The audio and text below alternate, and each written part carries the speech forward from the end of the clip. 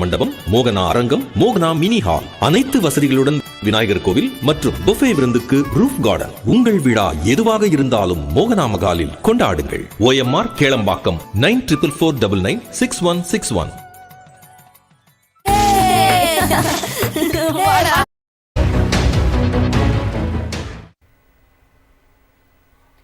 உடல் உறுப்பு தானத்தில் நாட்டிலேயே தமிழ்நாடு முதலிடம் வகிக்கின்றது. இது குறித்த ஒரு செய்தி தொகுப்பை தற்போது பார்க்கலாம். மனிதன் செய்யும் மாபெரும் தானங்களில் முதன்மையானவை இரத்த தானம், உடல் உறுப்பு தானம், உடல் தானம் ஆகியவையாகும். மற்ற அனைத்து தானங்களும் பொருளாலோ உழைப்பாலோ அளிக்கப்படுபவை. இந்த 3 தானங்களும் உயிரை சுமக்கும் உடலிலிருந்து அளிக்கப்படுபவை. அதன் மூலம் ஓர் உயிரையோ பல உயிர்களையோ நேரடியாகவோ மறைமுகமாகவோ காப்பாற்ற முடியும். தானத்தில் சிறந்தது உடல் உறுப்பு தானம் என்பார்கள்.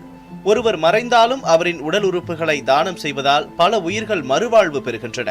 தமிழ்நாட்டில் உடல் உறுப்பு தானம் திட்டத்தை கடந்த 2007, 2008ஆம் ஆண்டு அப்போதைய முதலமைச்சர் முத்தமிழ் அறிஞர் கலைஞர் அவர்கள் தொடங்கி வைத்தார்.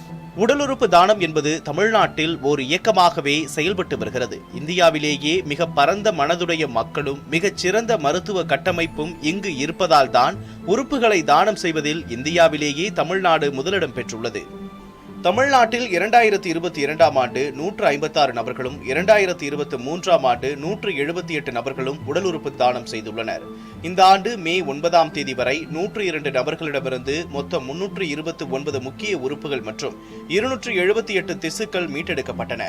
அது மட்டுமின்றி 2 கை மாற்று அறுவை சிகிச்சையும் செய்யப்பட்டது. இது தமிழ்நாடு அரசின் நடவடிக்கையால் தான் சாத்தியமானதாகவும், மூளைச்சாவு அடைந்து உடல் உறுப்பு தானம் செய்பவர்களுக்கு அரசின் சார்பில் இறுதி மரியாதை செலுத்தப்படும் என்ற அறிவிப்பு முக்கிய காரணமாகும் எனவும் தெரிவிக்கிறார் தமிழ்நாடு உறுப்பு மாற்று ஆணையத்தின் உறுப்பினர் செயலர் மருத்துவர் கோபாலகிருஷ்ணன். ஆயிரக்கணக்கான பேர் உறுப்பு செயலிழப்பினால அவதிப்பட்டு இருக்காங்க. உறுப்பு வேண்டி காத்திருப்போருடைய பட்டியல் மிக நீளமாக இருக்கிறது. குடும்பத்தார் ஒப்புதல் கொடுத்தாங்கன்னா அது தானமாக பெற்று ஒரு கொடையாளிகிட்ட இருந்து 7-8 நபர்கள் பயனடைய முடியும். தமிழ்நாட்டில் இந்த உறுப்பு கொடைக்கான சம்மதம் தெரிவிக்கும் நபர்களின் எண்ணிக்கை அதிகமாகிட்டு வருது. அக்செப்டன்ஸ் ரொம்ப அதிகமாகிட்டே வருது. இந்த விழிப்புணர்வு எப்படி வந்தது அப்படின்னு கேட்டிங்கன்னா, அரசாங்கத்தினுடைய சில சீரிய முயற்சிகள் மாதிரி நடந்தது. செப்டம்பர் 23ஆம் தேதி மாண்புமிகு முதல்வர் அவர்கள் ஒரு அரசு ஆணை வெளியிட்டாங்க. என்னன்னு கேட்டிங்கன்னா, இந்த உறுப்பு தானம் அப்படின்றது மிக உன்னதமான தானம்.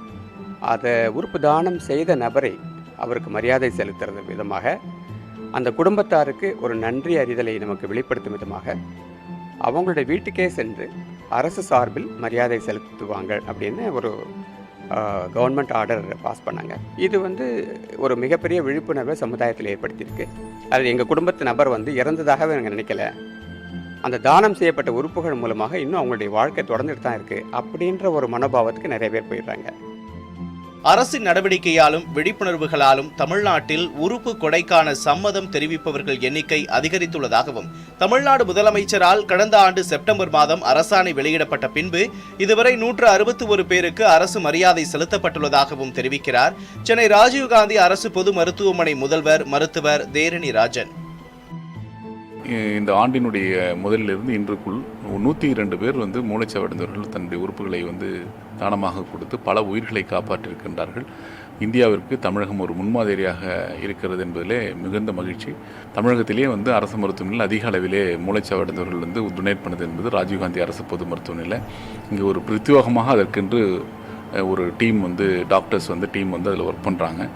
இதற்கு மேல்பு அவரால் மீண்டு வர முடியாது என்கின்ற நிலையை எட்டுகின்ற சில டெஸ்ட்டுகளை நம்ம செய்வோம். அதை பிரைமரி ஆப்னியா, செகண்டரி ஆப்னியா என்று சொல்லக்கூடிய அந்த 2 டெஸ்ட்டுகள் செய்த பிறகு அவர் அது 2மே பாசிட்டிவ் என்று வருகின்ற பொழுது அதற்கு பிறகு கிரீஃப் கவுன்சிலர்னு சொல்லுவோம். கிரீஃப் கவுன்சிலர் என்பவர் அதை பற்றி அவர்களிடத்தில் எடுத்து சொல்வார். அதாவது இதுக்கு மேல் பிழைப்பதற்கு அல்லது உயிர் பிழைப்பதற்கான வாய்ப்புகள் குறைவு என்பதை தெரிவித்து, இதில் இப்போது இவர் மீண்டும், அதாவது நீங்கள் பார்த்தீங்கன்னா ஒரு மூளைச்சாவு அடைந்தவர் தொடர்ந்து உயிர் வாழ்கின்ற ஒரு வாய்ப்பாக தான் இருக்கிறது.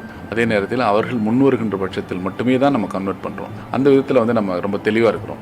மண்ணுக்கு செல்லுகின்ற இந்த ஒரு உறுப்புகள் அதை மற்றவர்களுக்கு பயன்படுகின்ற பொழுது அது அது உயிரை காப்பாற்றுகின்ற விஷயமாகிறது. தற்போது 7500 முதல் 8000 நோயாளிகள் முக்கிய உடல் உறுப்புகளுக்காக காத்திருப்பதாக தெரிவிக்கும் மருத்துவர்கள் ஒருவர் மூளைச்சாவு அடைந்துவிட்டார் என்ற நிலையில் அவரின் குடும்பத்தினர்களுக்கு எடுத்துரைக்க துவங்கும் போதே அவர்களே தாமாக முன்வந்து சம்மதம் தெரிவிப்பதாக தெரிவிக்கின்றனர். ஒருவர் இறந்த 4 நிமிடத்தில் அவரின் உடல் அழுக தொடங்கிவிடும் என தெரிவிக்கும் மருத்துவர்கள் 1 மணி நேரத்துக்குள் 2 மில்லிமீட்டர் வரை அழுகிவிடும் என்கிறார்கள். உறுப்புகள் இப்படி அழுகி மண்ணில் வீணாக போவதற்கு பதிலாக அவற்றை தானமாக அளிப்பதன் மூலம் பல உயிர்களுக்கு நாம் மறு உயிர்ப்பு அளிக்க முடியும். ஒருவரின் மரணம் அவர்களை சார்ந்தவர்களுக்கு கடும் துயரத்தை கொடுத்தாலும் பிறரின் பயன் கருதி அவர்கள் அளிக்கும் உடல் உறுப்பு தானம் மனிதம் காக்கும் மகத்துவமாகும். தீயும் மண்ணும் தின்னும் உடலை பிறர் கழித்து அவர்களுக்கு வாழ்வளிக்க முன்வருவோம். அனைவரும் உடல் உறுப்பு தானம் செய்வோம்.